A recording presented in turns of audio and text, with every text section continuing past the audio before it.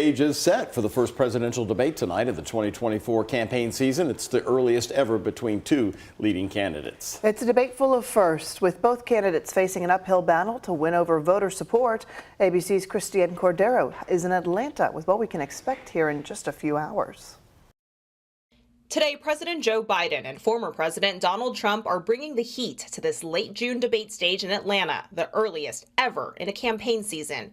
To prepare, President Biden has spent the past several days hunkered down at Camp David holding mock debates with senior advisors. Former President Trump has held more than a dozen policy sessions with advisors and allies, but publicly downplays his approach. I think I've been preparing for it for my whole life, if you want to know the truth. I'm not sure you can lock yourself into a room for 2 weeks or 1 week or 2 days and really learn what you have to know. In the final hours, Biden received an endorsement from former Republican Congressman Adam Kinzinger, a member of the January 6th committee. He's going to put the interest of the country and the interest of the people of the country above his own interests. Tonight's 90-minute debate will be unlike any other. Candidates will stand 8 feet apart with no studio audience. The candidates' microphones will only be turned on when it's their turn to speak, muted when it's not.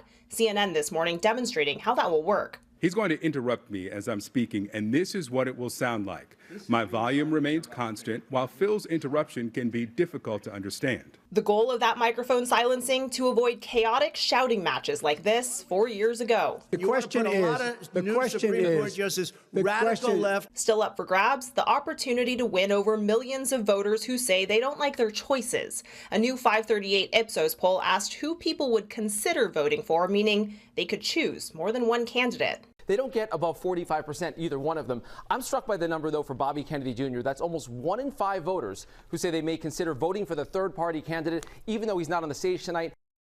Polling has been consistent when it comes to the top issues. So topics you can expect them to dive into tonight are the economy, immigration, political extremism, and abortion rights. Trump has polled stronger in the top 2 categories. Biden has the edge in the next 2.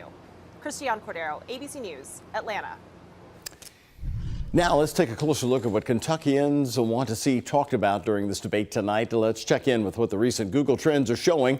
We collected what's trending among searches through the last week. Right now, the #1 topic is Social Security, which started gaining popularity back in May. The next topic is crime, which was #1, but has declined over the last few months. Unemployment's a topic that's also high up on this list, followed by crime and unemployment, as you can see. Let's look at Indiana. The same data showing a slightly different story.